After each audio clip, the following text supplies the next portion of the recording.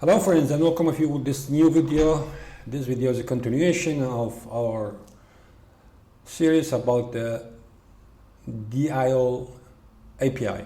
In previous video we stopped in here. We stopped at the configuration of the base options, and we said that with the base options we configure it, and then we wrap it with an object of the options, and then we use this object of the options in the connection in any method, whether it's a post, get, put, or delete. So today we will configure the base options. We will do all the configurations of the base options, and we will see what are the parameters that affects the base options. Now basically, let's take a look at the base option. We will see that it has all these arguments, which starts with the method. What is the method? What a post, get, put, delete, and then some things, some parameters in here. We will discuss each one of them, and we will see what are the options that we can place in each argument in here. We will start with the method. It's very obvious. Either we set as a post, get, put, or delete. Now these parameters in here, these arguments, we can fill them because it's a connect timeout, send timeout, receive timeout, and base URL and query parameters. These are all we can get, as we have spoken in the previous video, from these are constants, so we can fill them from here. So the connection timeout, send timeout, receive timeout, base URL, and the query parameters. Now, as again, you can fill the values as per your use case. It's all about your use case. Now once we have done this, we will come to the real things that will affect the base options configurations. So one of the things that I have placed some details explanation about it. So the response type. Now the response type that we will get from the server, it has 4 types: either plain, JSON, bytes, or stream. The default value is the JSON. So any response that we are getting from the server after the client sends a request to the server will respond. This response usually comes as a JSON. By default it's a JSON, but you can put it as a plain or a bytes or a stream of response.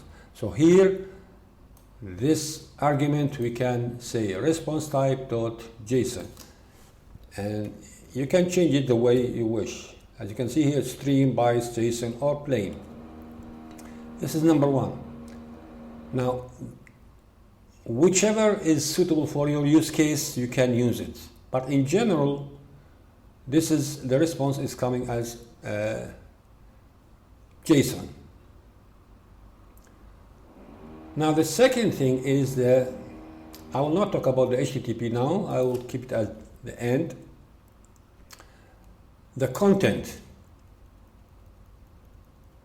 for the headers. The content of the headers that we are sending to the server. Okay, it comes in multiple types, in many types. Either, if you remember in previous video, we said that even in post, if we are, let's say, sending a login data contains only email and password. So what we need in this case, we don't need a multi-part form data, because this type of headers is we usually use when we send images, as I'm typing in here. So these are the types: that text plain content type, JSON content type, JSON MIME type, or this is the multi-part form data, which is used if you send like images. So if I am sending a login request usually is just an email and password. There is no much of data, there's no images. So in this case, it's better to use as a JSON content type. But if you are, for instance, one user wishes to save images, he's using your application. In your application, usually the users save some images. So in this case, the header should not be sent as a JSON, should be sent as a multi-part form data. Why? Because the images maybe contains also some other details like the name of or the address or something else. So it will become a multi-part file or a multi-part form data. So in this case, the content type of the headers should be matched with what data we are sending. If it's just a simple text, like as we have said, or login, just an email and password, then keep the content type as JSON content type. If it's multi-part, it's images, which also come with another text field sending like the name or address or whatever. In this case, no, you have to change the content type and make it multi-part, because we will see how can we do the multi-part. It's a little bit tricky part, but we will talk it down the road, but not now.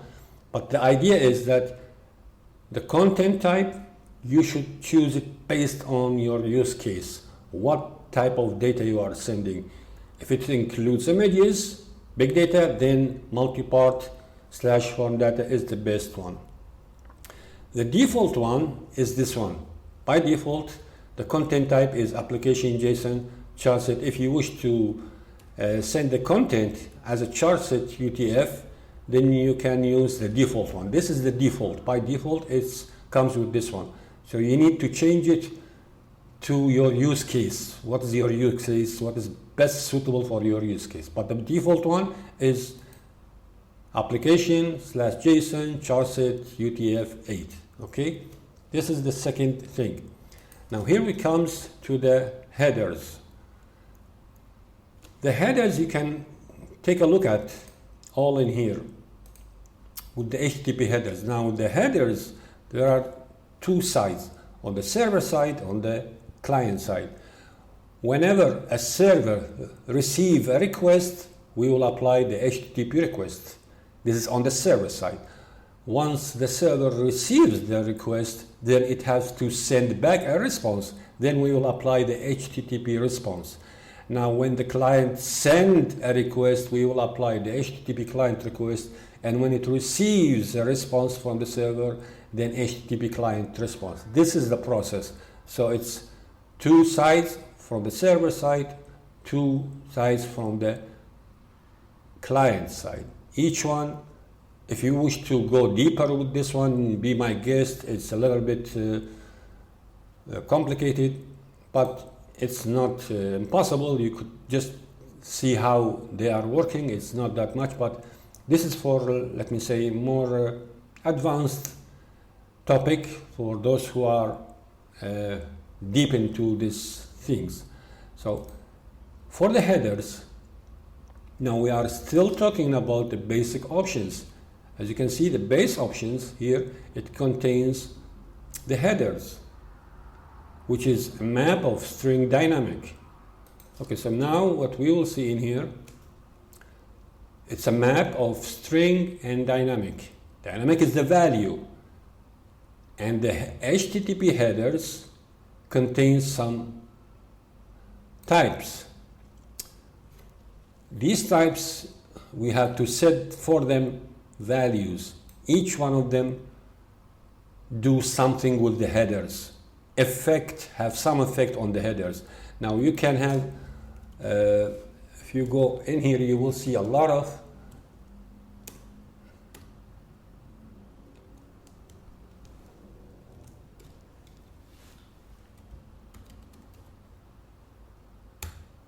you see all these methods that can affect your headers. But from here, I'll just give you an example of some of them. So the cache controller header is how long you wish to the header keep it within your cache. These headers that you are sending back and forth between the client and the server, how long you wish it to remain within the cache. You have to set a value. So max age 3600 milliseconds, which is like 3.6 seconds.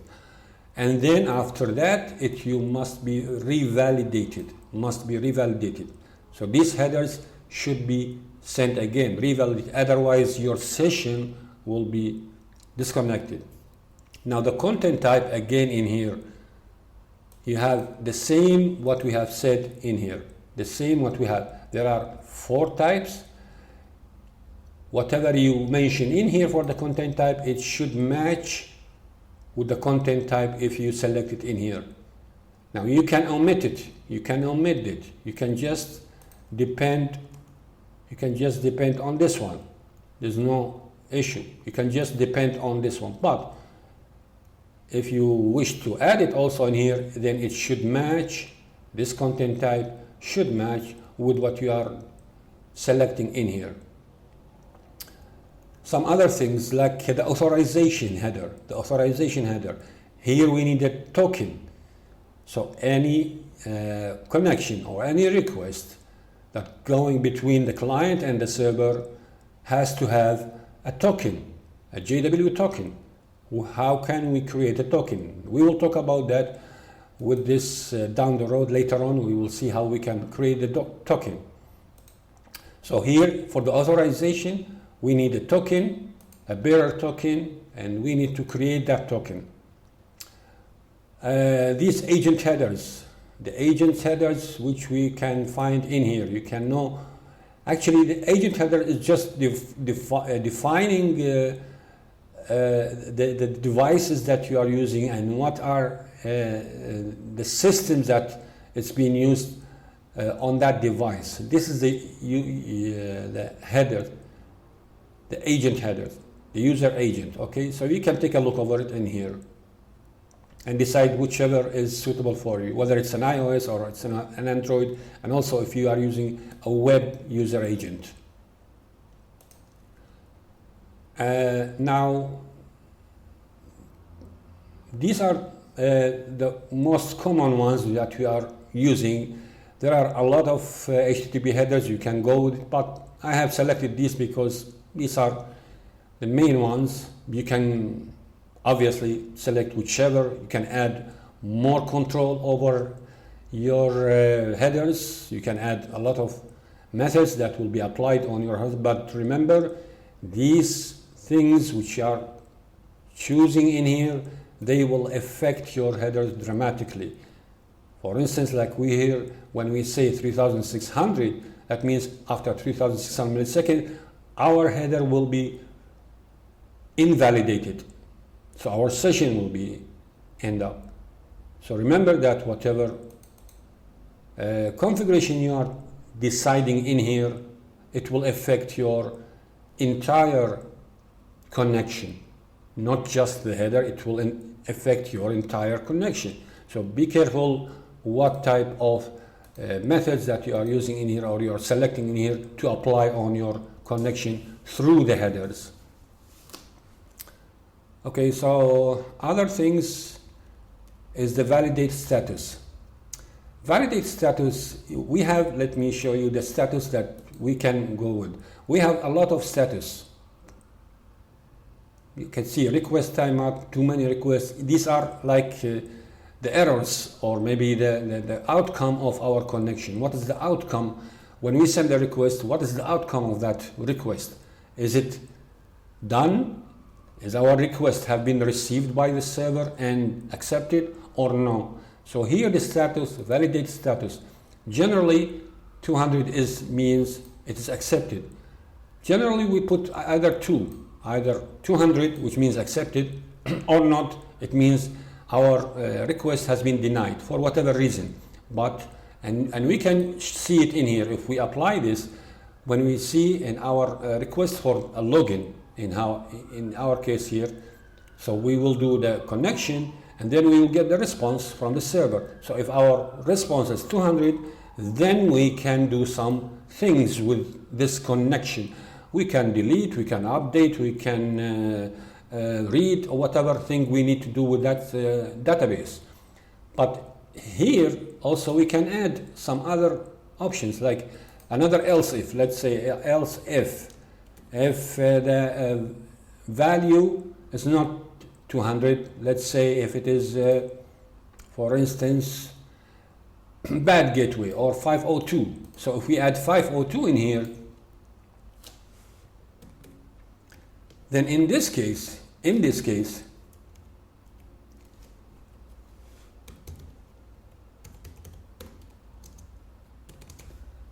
what we need to do is in here in our login we need to also add some another else if post response status 502.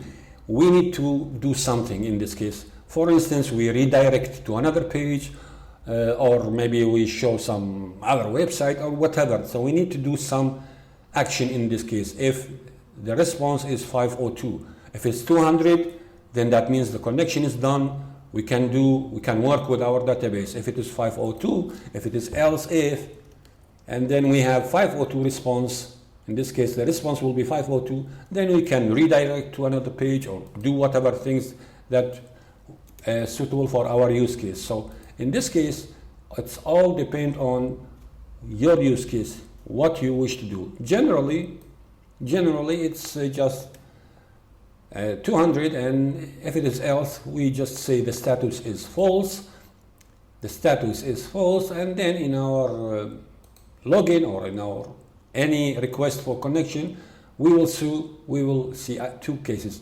If it's 200 we work with the database, otherwise else we will show some error message. Okay, so that's the validate status. Now in case there is an error, we didn't get a response from the server, should I receive the data from the server? By default it's false. You should not receive this data. By default it's false. If you put it true, then maybe you will your data will not be the integrity of your data that you're receiving from the server is not guaranteed, so it's better to keep it as false. Follow redirects. If I have an error, do I redirect? If it's true, then you need to do a redirect. You need to, in your login, let's say for instance, if you in your login you need to redirect, and how many times you redirect. So these are the main ones, main base options that you can place to create your configuration for the base options. Remember again, we said that for a post we need a base options, for a get we need a base options, because the requirement is different. The requirement is different when we send data, when we get data, when we update the data, and when we delete. So it's better to have a base option for each use case, and even as we have said in the previous video, even for the same method for the post, if we are sending just a login, which is email and password, then the content of the data is different and the configuration will be different. If we are sending images, then also the configuration will be different because the content is there. So you need to create, it's in my point of view, it's better to create multiple base options and use them for each use case, for a login, for a get, for a put, for a delete. So each use case, you need to create a base options that will be, your code will be more neat and more understandable, and it is less mistakes that could happen when you create only one base options and you use it for all your cases. That definitely will get you errors and exceptions. Okay, so this is all about the base options configurations. Next videos we will start with the token, with the interceptors, with multiple things. Thank you very much and have a good day.